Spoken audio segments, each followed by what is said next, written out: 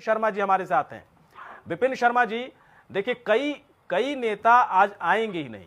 चंद्रमोहन शर्मा जी बहुत हिम्मती हैं, साहसी हैं, आ गए कांग्रेस का पक्ष रखने के लिए। भले ही कांग्रेस 70 सीटों पर लड़ी, लेकिन 21 पर लुढ़कते हुए नजर आ रही है, या थोड़ी बहुत अधिक हो सकती है, 2-4 सीट है ना, 2-4 सीट 5 सीट। ऐसा तो नहीं है कि 21 से बढ़कर के 50 हो जाएगा या फिर 21 से घट करके 5 हो जाएगा, मैं भी नहीं कह रहा हूं। 20-21 का आंकड़ा मुझे भी दिख रहा है, लेकिन कांग्रेस को थोड़ी देर के लिए छोड़ देते हैं। मैं महागठबंधन की बात करता हूं।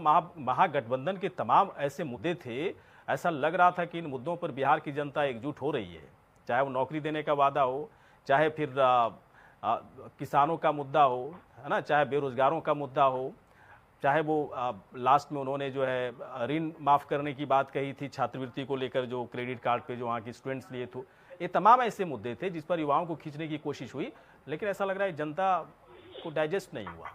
निश्चित बात है। देखिए, ये जो वोट है, ये जो अनुमान लगाया जा रहा था कि ये वोट होगा बदलाव के लिए, तो इसके विपरीत अगर जो रुझान बता रहे हैं, जिस तरह से जो संकेत मिल रहे हैं, तो ये ऐसा प्रतीत होता है कि ये एनडीए के पक्ष में जाता दिख रहा है। हाँ। तो अगर ऐसा दिख रहा है तो इसका मतलब ये साफ है, जो प्रधानमंत्री ने बात बोली डबल इंजन की सरकार की, तो इसका मतलब है कि डबल इंजन की सरकार वाली बात जो बोली वो लोगों के गले उतरी, बिहार वासियों के, वो उनके दिल को छू गई बात, और वो समझते हैं। देखिए, ये 21वीं सदी है, 2020 है, लोग भली भांति समझते हैं कि जब दो सरकारें, कि आपके केंद्र की सरकार और राज्य सरकारें आपस में एक हो, या एक कोई तालमेल हो, आपस में किसी तरह की रंजिश ना हो, द्वेष भावना ना हो, और एक तालमेल बना के चलेंगे, तो निश्चित बात है जो विकास के कार्य अधूरे रह गए और जो आगे महत्वाकांक्षी योजनाएं हैं वो अपने अंजाम तक पहुंचेंगी। तो यही देखिए, लोगों को अपेक्षा किस चीज की थी इतने समय से, कि बिहार में आपने खौफराज से तो मुक्ति दिला दी। अक्सर जो जिक्र होता है, मैं उस जंगल राज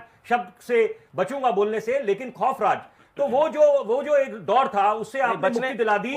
मेरा कारण है, मैं उसमें भी आऊंगा, लेकिन नहीं, कारण कुछ भी हो, मैं एक बात बताना चाहता हूं। देखिए, उसमें मैंने जंगल राज क्यों नहीं बोल रहा, मैं बताना चाहता हूं, क्योंकि 15 साल नीतीश कुमार, एक सुनिए मेरी बात सुनिए। देखिए, टेक्निकल तौर पे इससे बचने की जरूरत नहीं है, बाकायदा कोर्ट अदालत की तरफ से जंगल राज घोषित किया जा चुका है। वही बात बोलना चाह रहा हूं। मैंने क्यों बोला, क्योंकि ये जो है बात अक्सर अमूमन ये देखा जाता है कि जितने राजनीतिक दल, कि आप भाजपा की बात करें या जेडीयू की बात करें, ये लोग वही जंगल राज का वास्ता देते हैं, जबकि आपने अगर मुक्ति दिला दी, निजात दिला दिया लोगों को, तो आपसे भी तो अपेक्षा है, इस समय लोगों को अपेक्षा है कि विकास के कार्य अधूरे जो रह गए हैं उनको अंजाम तक पहुंचाएं, क्योंकि यहां पर लंबा सफर है, चुनौतियों का भरमार है, कोरोना काल में हम लोग जी रहे। सबसे बड़ी बात मैं गौरी जी आपको बोलना चाहूंगा, और मैं चाहूंगा दर्शक ये सुने, कि ये लोकतंत्र का जो महापर्व होता है जिसको चुनाव कहते हैं, और सबसे बड़ा दान भी ये मतदान बोला जाता है, तो ये आप ये देखिए कि आज सबसे अच्छी बात, अगर ये एक स्पष्ट बहुमत मिलता है, जिस राजनीतिक दल को भी मिले,